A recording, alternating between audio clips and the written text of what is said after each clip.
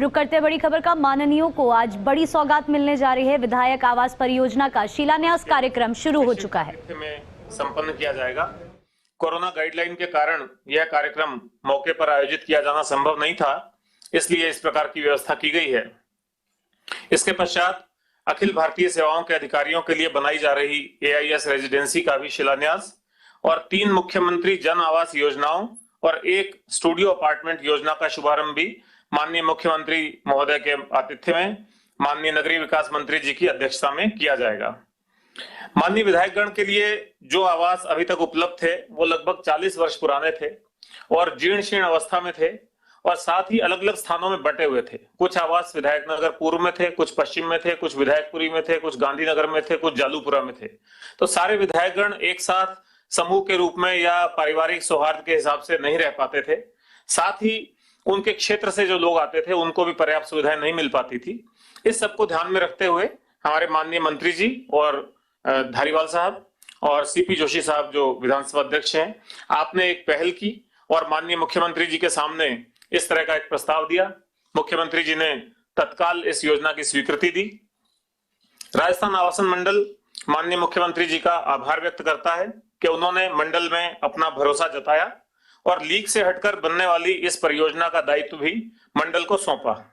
मुझे आप सबको यह बताते हुए बहुत ही हर्ष होता है कि एक मृतप्राय संस्था जिसका अतीत बहुत वैभवशाली था उसको पुनर्जीवित करने और ऐसी बड़ी परियोजनाओं का क्रियान्वयन करने के लिए सक्षम बनाने का श्रेय माननीय मुख्यमंत्री जी और हमारे नगरीय विकास मंत्री जी को जाता है। आवासन मंडल के सामने कई चुनौतियां थी। जिस समय खासतौर पे ये सरकार आई उस समय आवासन मंडल के सामने कई चुनौतियां थी। प्रमुखतः लगभग 18,000 आवास बिना बिके हुए पड़े थे, वो बेचने थे। खराब वित्तीय स्थिति थी, तनख्वाह देने के पैसे नहीं थे। गरीबों को सस्ते आवास उपलब्ध कराने का जो ध्येय था वो पीछे चला गया था। बिखरी हुई संपत्तियों को चिन्हित करने और उसका निस्तारण करने का काम बाकी था। अतिक्रमण हो रहे थे आवासन मंडल की जमीनों पर, उनको रोकने का दायित्व था। जन सुविधाओं, पार्क और बड़ी परियोजनाओं के निर्माण और खास तौर पे गुणवत्ता सुनिश्चित करने जैसी 7 प्रमुख चुनौतियां आवासन मंडल के सामने थी। यह हमारे यशस्वी, विजनरी और दूरगामी सोच रखने वाले मुख्यमंत्री जी के भरोसे और दृढ़ निश्चय का ही परिणाम है कि मंडल ने सभी 7 चुनौतियों को पार पा लिया है। माननीय मंत्री धारीवाल साहब का निरंतर मार्गदर्शन रहता है, क्लोज मॉनिटरिंग रहती है, जो कि हमारे लिए सोने पर सुहागा साबित हुई है। पिछले कुछ माह से मंत्री जी अब मंडल के अध्यक्ष भी बन गए हैं, तो मैं लाइटर उसमें कहना चाहूंगा कि पहले होता था कि प्यासा कुएं के पास जाता था, अब कुआं खुद ही प्यासे आवासन मंडल के पास आ गया है। तो माननीय मंत्री जी के अध्यक्ष बनने के बाद से हमारी गतिविधियों में और ज्यादा सुधार आया है और निर्णय और ज्यादा त्वरित गति से होने लगे हैं। मुख्यमंत्री जी जयपुर में मेट्रो रेल, एलिवेटेड रोड, घाट की गोणी की सुरंग, वर्ल्ड सिटी के बरामदे खाली कराने आदि कार्यों में जो आपका विजन और दृढ़ निश्चय रहा है और जो शहरी विकास के प्रति आपकी प्रतिबद्धता रही है उसकी सर्वत्र प्रशंसा होती है। इसी क्रम में अब की बार बजट घोषणा में आपने 65,000 वर्ग मीटर में एक लगभग 60,000 विद्यार्थियों के लिए विशाल कोचिंग हब बनाने की घोषणा की और मानसरोवर में 52 एकड़ क्षेत्र में एक महत्वपूर्ण सिटी पार्क को भी बनाया जा रहा है। ये भी मैं मानता हूं कि जिस तरह के पहले के काम मैंने गिनाए उसी श्रृंखला में कोचिंग हब और सिटी पार्क जिनकी पूरे देश में चर्चा है, ये भी आपके इस कार्यकाल के मील के पत्थर साबित होंगे। मुझे आपको यह अवगत कराते हुए भी बहुत हर्ष का अनुभव होता है कि आवासन मंडल ने कोरोना काल और लगभग 4 माह के लॉकडाउन के बावजूद पिछले 20 माह में 9,150 बिना बिके आवास विक्रय कर दिए। ये काफी बड़ा फिगर है, 9,150, और हम कह सकते हैं कि लगभग 50% बिना बिके हुए आवासों का हमने निस्तारण कर दिया और इससे हमको 1525 करोड़ रुपए का राजस्व भी अर्जित हुआ और इसमें से 60% आवास EWS और LIG के लोगों को बेचे गए, जिससे गरीब तबके के लोगों का, कमजोर तबके के लोगों का आवास बनाने का सपना भी साथ के साथ पूरा हुआ। इसी तरह से जो जगह जगह बिखरी हुई संपत्तियां थी उनको प्रीमियम आवासीय और व्यवसायिक संपत्तियों के रूप में चिन्हित करके लगभग 950 करोड़ रुपए की 1500 संपत्तियां हमने विकृत करी। इसी तरह से गरीब बेरोजगारों को स्वरोजगार के लिए प्रोत्साहित करने के लिए हमने आप ही के कर कमलों से एक योजना लॉन्च करवाई थी, अपना दुकान अपना व्यवसाय। और उस योजना के तहत भी हमने इस अल्प समय में कोरोना काल में 900 दुकानों का विक्रय करके 145 करोड़ रुपए का राजस्व अर्जित किया। इसी तरह लीज और किश्तों की वसूली में हालांकि हमने कोरोना काल में काफी छूट दी, काफी रियायतें दी, उसके बावजूद उनका प्रभावी कलेक्शन हो पाया। और मुझे एक बार फिर आपको ये निवेदन करते हुए हर्ष होता है कि हमने इस छोटे से कार्यकाल में 3103 करोड़ रुपए का राजस्व अर्जित कर लिया है। आप जब हमारे स्वर्ण जयंती कार्यक्रम में पधारे थे उस समय हमारा फरवरी 2020 में 700 करोड़ रुपए का राजस्व था, जिसको अब हमने कोरोना काल होने के बावजूद 3103 करोड़ रुपए तक पहुंचा दिया है। गरीबों को सस्ते और गुणवत्तापूर्ण आवास उपलब्ध कराने की दिशा में भी कम काम नहीं हुआ। आपके निर्देश थे, माननीय मंत्री जी के निर्देश थे कि केवल बड़े शहरों में ही मंडल अपनी गतिविधियों को सेंट्रलाइज नहीं करे बल्कि छोटे शहरों तक पहुंचे। तो हमने 18 छोटे शहरों में आवासीय योजनाएं लॉन्च करी। आप ही के कर कमलों से अगस्त 2020 में हमने इसको लॉन्च करवाया था। और मुझे आपको बताते हुए फिर खुशी है कि इन योजनाओं में 3366 आवास, 3500 आवासों का निर्माण कार्य प्रगति पे है। कई जगह निर्माण छत तक आ चुका है, कई जगह निर्माण छत के लेवल पे आ चुका है, और ये भी हम समझते हैं अगले 6 महीने में इन आवासों का निर्माण पूर्ण हो जाएगा। साथ ही मुख्यमंत्री जन आवास परियोजना के तहत राजस्थान में कोई बहुत ज्यादा काम नहीं हुआ था, तो आवासन मंडल ने उसको भी एक चैलेंज की तरह से लिया और आप ही के कर कमलों से 4 मुख्यमंत्री जन आवास योजनाएं हमने पहले स्वीकृत कराई, जिसमें 2500 आवासों का निर्माण कार्य प्रगति पर है और अच्छी उसमें प्रगति आ गई है। आज भी हम 3 मुख्यमंत्री जन आवास योजनाओं का और 1 स्टूडियो अपार्टमेंट की योजना का शुभारंभ भी आपके कर कमलों से यहाँ पे कराएंगे। इसी तरह से जो मैं अतिक्रमण हटाने की बात कर रहा था, तो माननीय मुख्यमंत्री जी ने और माननीय मंत्री जी ने मिलकर के निर्णय लिया कि आवासन मंडल का जो एक्ट है वो 50 साल पुराना है, उसमें कभी संशोधन नहीं हुआ। मंडल को अपनी जमीन पर से अतिक्रमण हटाने का अधिकार नहीं था, मंडल को अपनी रेवेन्यू वसूल करने के लिए कुर्की का अधिकार नहीं था। हालांकि अभी तक हमने इस अधिकार को सख्ती से लागू नहीं किया है, लेकिन केवल अधिकार मात्र मिलने से ही, क्योंकि आपने एक्ट में संशोधन करके हमें ये अधिकार दिए, बिना इन अधिकारों को सख्ती से लागू किए ही हमने 500 करोड़ से अधिक मूल्य की 15 स्थानों से अतिक्रमण हटाकर अपनी जमीन मुक्त करा ली है। सिटी पार्क, कोचिंग हब, मुख्यमंत्री शिक्षक और प्रहरी आवासीय योजना, 5 चौपाटी, ऐसे बड़े प्रोजेक्ट आपसे ही शुभारंभ कराए गए थे और मैं आश्वस्त करता हूं कि ये सभी प्रोजेक्ट अपने निर्धारित समय पर ही पूरे होंगे और माननीय हम आपके कर कमलों से ही इसका उद्घाटन भी नियत समय पर करवाएंगे। गुणवत्ता की ओर आपने हमें निर्देश दिए थे, क्योंकि हाउसिंग बोर्ड की एक छवि बन गई थी कि यहाँ गुणवत्तापूर्ण काम नहीं हो पाता है, तो गुणवत्ता के लिए हमने एक स्पेशल गुणवत्ता सेल बना दिया है सर, उसको काफी एम्पावर किया है। इसी तरह से एक सजग RHB सजग नाम से एक ऐप बनाई है और उस ऐप को हमारे सभी इंजीनियर्स के फोन में लोड कर दिया है।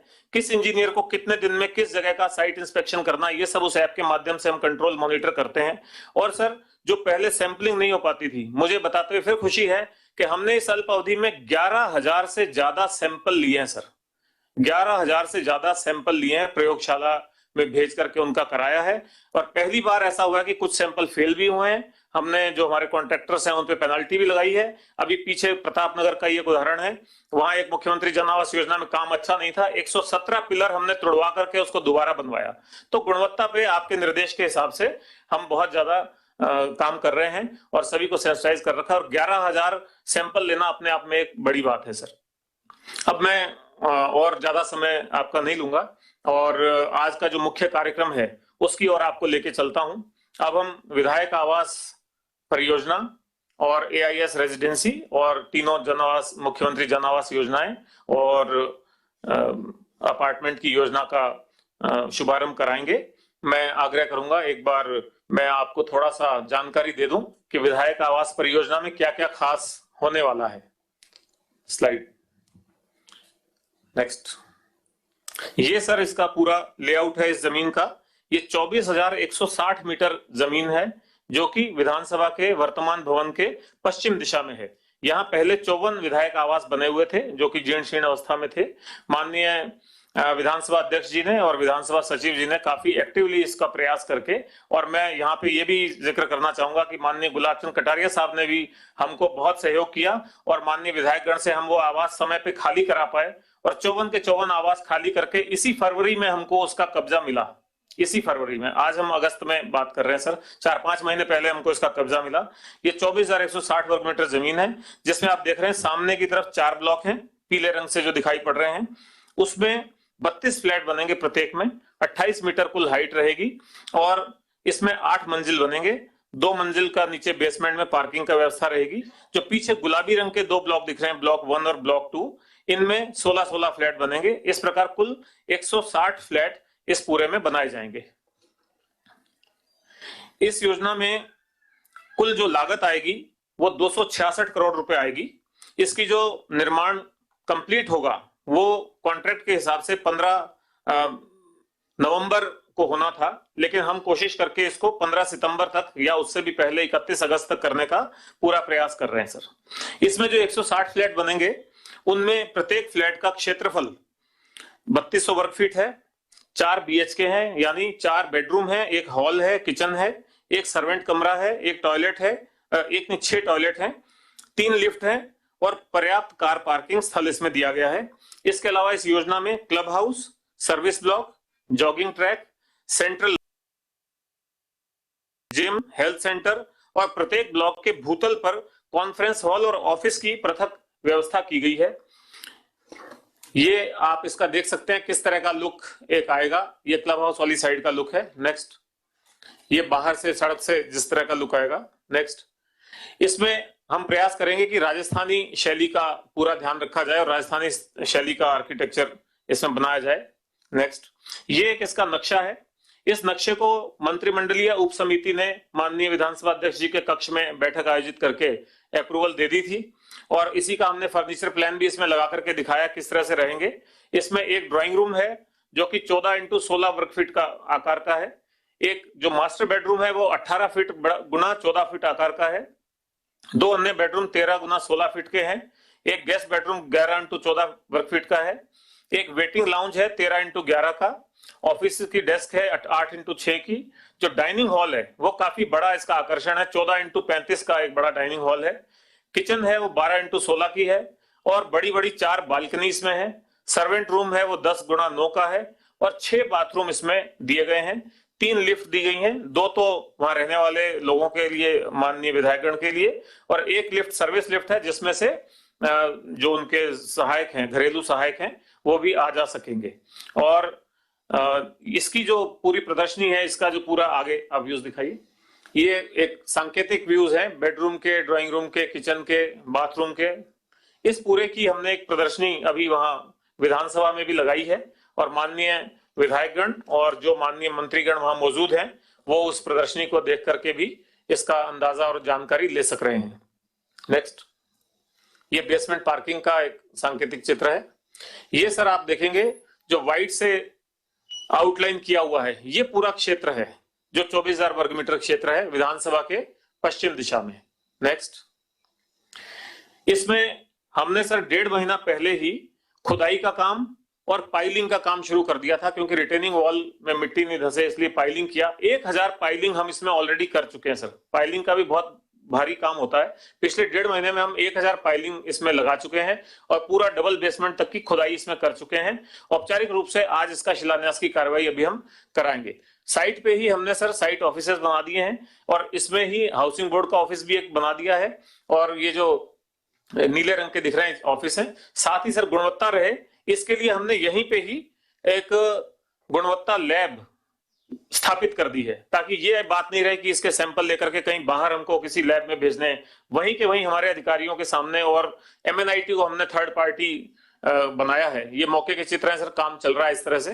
नेक्स्ट, नेक्स्ट, और जो इसमें मैं अभी आगे बताऊं। नेक्स्ट, नेक्स्ट, नेक्स्ट, ये सर मैं आपको इस प्रोजेक्ट में जो कुछ नवाचार हमने शामिल किए हैं उसके बारे में ध्यान आकर्षित करना चाहता हूं। एक, हमने डेडिकेटेड PMC का गठन कर दिया। PMC है प्रोजेक्ट मैनेजमेंट सेल।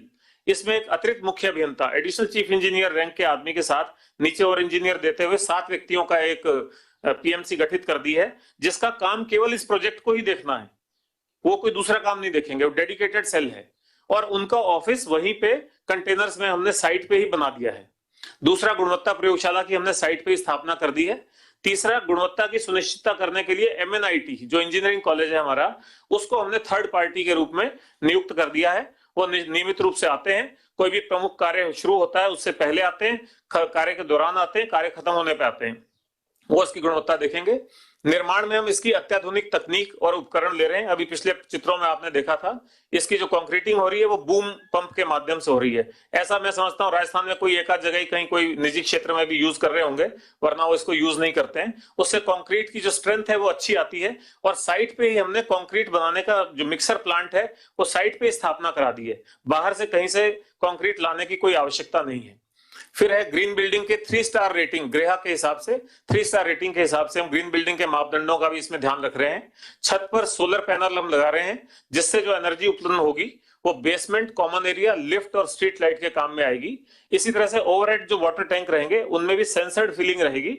सेंसर के माध्यम से ही वो टैंक जब भर जाएगा उसमें पानी आना बंद हो जाएगा, जब खाली हो जाएगा तो उसमें पानी भरना शुरू हो जाएगा।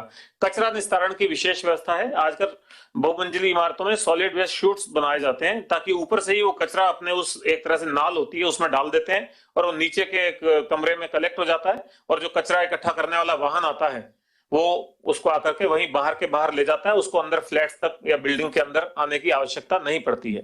इसी तरह से यहाँ पे एक एसटीपी का निर्माण हो रहा है, जिसमें हम जो बाथरूम का, किचन का पानी, जो गंदा पानी होता है उसको रीयूज करने के लिए प्रोसेस करेंगे, और गार्डनिंग और बाथरूम में फ्लशिंग करने के लिए वही पानी काम में लिया जाएगा, जिससे पानी की भी बचत होगी। इस बाथरूम फ्लशिंग के लिए हम इसकी दोहरी लाइन की व्यवस्था कर रहे हैं। रेन वाटर हार्वेस्टिंग अच्छी क्षमता का इसमें बनाया जा रहा है। साथ ही एक नया काम हम कर रहे हैं जो अभी तक निजी क्षेत्र भी अच्छी तरह लागू नहीं कर पाया है, वो है गैस बैंक और मीटर्ड गैस पाइपलाइन। रसोई गैस जो है वो अलग अलग सिलेंडर सबको नहीं लगाने पड़ेंगे, बल्कि एक जगह गैस बैंक बन जाएगा और उसके हर घर में मीटर रहेगा। जितनी गैस कंज्यूम होगी उसी हिसाब से उनका भुगतान उनको करना होगा।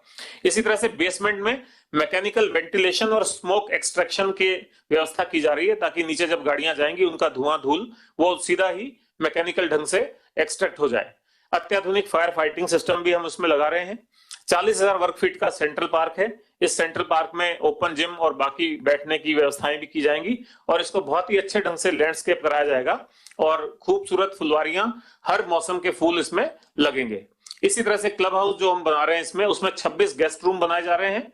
बैंक्वेट है करीब 300 व्यक्तियों के लायक का, जिम है, रेस्टोरेंट है, स्विमिंग पूल है और बाकी क्लब की सुविधाएं उसमें दी जाएंगी। सीसीटीवी सर्विलांस, सुरक्षा और तड़ित चालक, अभी हाल ही में बिजली गिरने की घटनाएं हुई थी, उसको देखते हुए हर टावर में अच्छे क्षमता का तड़ित चालक, या जिसको कहते हैं बिजली गिरने से रोकने के लिए उपकरण, वो भी लगाया जाएगा। तो ये खास इसकी खूबियां थी जो हम विधायक आवास परियोजना में शामिल करने जा रहे हैं। इसके बाद मैं आपको पहले ही AIS रेजिडेंसी के भी खूबियां और जो उसकी वो है बता देता हूं सर, उसके बाद एक साथ आपसे सारे शिलान्यास वहीं पे करा लेंगे। इसमें जो ऑल इंडिया सर्विसेज परियोजना है, ये आप ही का एक मन था कि बाहर से ऑल इंडिया सर्विसेज के अधिकारी आते हैं, उनका यहाँ कोई जुड़ाव नहीं होता है, यहाँ उनके पास अपने रहने की अच्छी जगह भी नहीं होती है, सरकारी मकान पूरे नहीं पड़ते हैं, इसलिए उनके लिए कोई एक परियोजना बनाई जाए। तो ये 17,860 वर्ग मीटर में प्रताप नगर में हल्दी घाटी मार्ग पर यह परियोजना लाई जा रही है, जिसमें 7 ब्लॉक लाए जा रहे हैं, जिसमें 180 फ्लैट बनेंगे। परियोजना की कुल लागत 125 करोड़ है, लेकिन यह परियोजना स्ववित्त पोषित परियोजना है, अर्थात हम इस पूरी राशि को सभी अधिकारियों से 9 किश्तों में पहले ही वसूल कर रहे हैं। 2 साल में एक किश्त करीब 10-10 लाख रुपए की किश्त आ रही है। 92 लाख रुपए में हम ये आवास उपलब्ध करा रहे हैं। लगभग 3200 वर्ग फीट का ये आवास है, और उन्हीं के पैसे से हम एक तरह से उनको बना करके दे रहे हैं। इसमें हाउसिंग बोर्ड का कोई पैसा खर्च नहीं कर रहा है। इसकी पूर्णता मार्च 2023 में होगी। इसमें भी 3 BHK के फ्लैट्स हैं, ये एक सर्वेंट रूम भी दिया है और 3 लिफ्ट इसमें दी हैं। क्लब हाउस इसमें भी दिया गया है, सोसाइटी का ऑफिस दिया गया है, बाकी जॉगिंग ट्रैक, टेनिस और बैडमिंटन कोर्ट इसमें दिए गए हैं, और इनकी लॉटरी संपन्न हो चुकी है। मौके पे निर्माण कार्य भी, खुदाई और उसका पूर्ण हो चुका है। आज औपचारिक शिलान्यास कराएंगे। लॉटरी में 149 अधिकारियों को आवासों के क्रमांक आवंटित कर दिए गए हैं। नेक्स्ट, ये सर मौके का चित्र है। वहां पे इस परियोजना में भी सर मौके पे बेसमेंट की खुदाई पूर्ण हो गई है और राफ्ट की कास्टिंग का काम चल रहा है सर। नेक्स्ट, ये सर मुख्यमंत्री जन आवास योजना भिवाड़ी है। इसमें करीब 808 बहुमंजिले फ्लैट बनेंगे G+3 साइज के, जिनकी कीमत बहुत ही आकर्षक रखी गई है। केवल 7.5 लाख रुपए में 1 BHK EWS का फ्लैट मिल जाएगा, और जो 2 BHK है वो 10.5 लाख रुपए में मिल जाएगा। नेक्स्ट, ये मुख्यमंत्री जन आवास योजना प्रताप नगर में है। इसमें 352 से लेकर के 550 वर्ग फीट के निर्मित क्षेत्रफल के फ्लैट्स हम बना रहे हैं और 244 बहुमंजिला फ्लैट्स इसमें बन रहे हैं, जिनकी कीमत भी बहुत ही कम रखी गई है। 7,11,000 रुपए जो ईडब्ल्यूएस का वो मकान है और एलआईजी का जो है वो 11.11 लाख रुपए मात्र का है।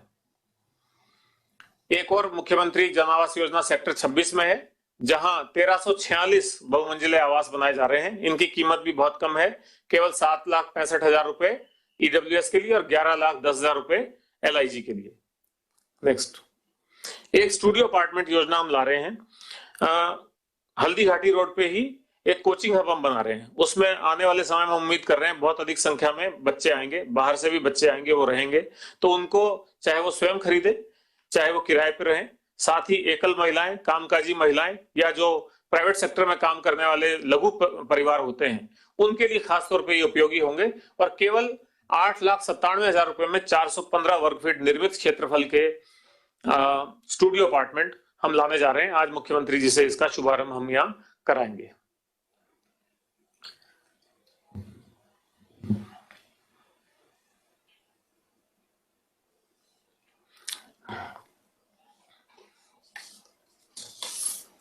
एक बार फिर मैं आपको विधायक आवास परियोजना के बारे में ले चलता हूं, क्योंकि अब से कुछ ही क्षणों बाद हम माननीय मुख्यमंत्री जी से उस परियोजना का शिलान्यास, औपचारिक शिलान्यास कराएंगे। इस परियोजना के लिए मंत्रिमंडलीय उपसमिति की बैठक 6 जून 2020 को हुई थी। उसमें राजस्थान आवासन मंडल को नोडल एजेंसी के रूप में नियुक्त किया गया था। उसके बाद 23 जून 2020 को माननीय विधानसभा अध्यक्ष जी के कक्ष में राजस्थान आवासन मंडल द्वारा परियोजना का प्रेजेंटेशन दिया गया था, जिसमें मंत्रिमंडलीय उपसमिति ने उसमें कुछ सुझाव दिए थे। उन सुझावों को इनकॉर्पोरेट करते हुए जो नक्शा था वो अप्रूव कर दिया गया था। उसके बाद 4 बीएचके फ्लैट्स के इन परियोजना का मानचित्र माननीय नगरीय विकास महोदय द्वारा 25 अगस्त 2020 को किया गया। इसके बाद राज्य सरकार से इसकी 250 करोड़ रुपए की स्वीकृति जारी हुई और इसका टेंडर आमंत्रित किया गया। पहली बार ईपीसी आधार पर टेंडर आमंत्रित किया गया। उसके बाद कार्यादेश दिया गया और लगभग 1.5 माह से इस प्रोजेक्ट में खुदाई का कार्य चल रहा है। अब मैं माननीय मुख्यमंत्री महोदय से, माननीय विधानसभा अध्यक्ष महोदय से, माननीय मंत्री नगरीय विकास महोदय, नेता प्रतिपक्ष कटारिया साहब, मुख्य सचिव जी से आपसे आग्रह करूंगा कृपया आगे आकर के इसका शिलान्यास का संपादन करावें।